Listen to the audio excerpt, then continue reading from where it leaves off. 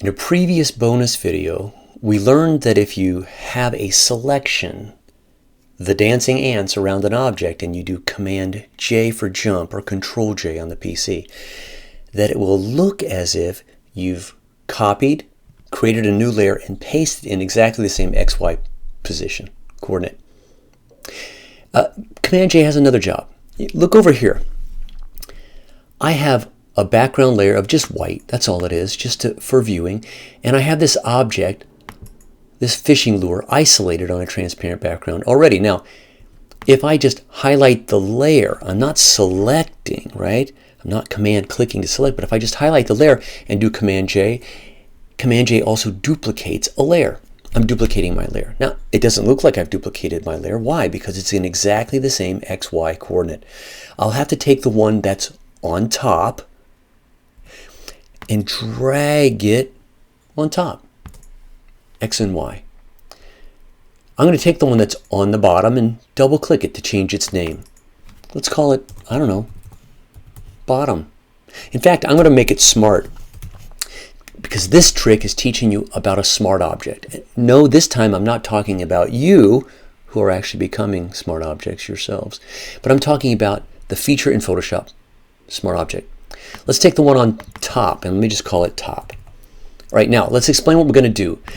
On the Mac, I can Control key, not Command, Control key click on a layer to get a context-sensitive menu, a contextual menu. And there I can create a smart object from the highlighted layer. Another place, and there's no difference, is to go to Filter and say, Convert for Smart Filters. It's exactly the same thing. It has nothing to do with filters. It just converts this into a smart object. Or the long cut under the Layer menu, Smart Objects, Convert to Smart Object. They all do the same thing.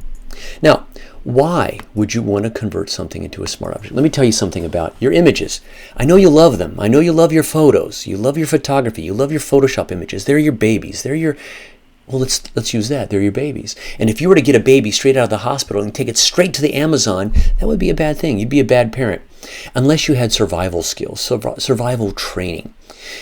In Adobe Camera Raw or Lightroom, you cannot be a bad parent. There's no destruction that can harm your baby. But in Photoshop, as we've discussed in this week's video, it's a destructive image editor. How do you keep it from doing so? You make it a smart object. And when it's a smart object, it gets this little icon on the lower right-hand corner. I say that means bubble wrap. Well, because the baby is now protected. The baby's wrapped. No harm can befall the baby. Let me prove it. I'm going to select the Smart Object layer, the one on the bottom, and hold the Shift key, another trick, to also highlight a second layer or a third layer or a fourth layer. Shift click, Shift click. With both these layers highlighted, only the bottom one is a Smart Object. I'm going to do Command T to transform. And the transform I'm going to run is Scale. Now if I start at the upper right-hand corner and I drag both of them at the same time, even though they're still two separate layers, it's going to drag and scale to that bottom or opposite left corner. But if I hold the Alt or Option key, it actually scales into the center of the shape. And that's what I'm going to choose to do. It's waiting for me to confirm to the destruction by hitting Return or Enter. Do you mean it? I mean it. There. What have I lost? What has been destroyed? Well, some of the scale, some of the size. That's what I wanted. Has anything else been lost? In Photoshop, a destructive image editor. Let's find out. Command T, let's take it back up. I'm also going to hold the Option key again, or the Alt key on the PC, and drag it somewhere approximately to where I was before, original size. And when you do that, you can see that it looks pretty rough. Will I commit? Will I be committing to this destruction? Let's hit Return and notice what happens. You are kidding me. The smart object has been saved. If you don't have a smart object and you scale an object in Photoshop, you're losing quality.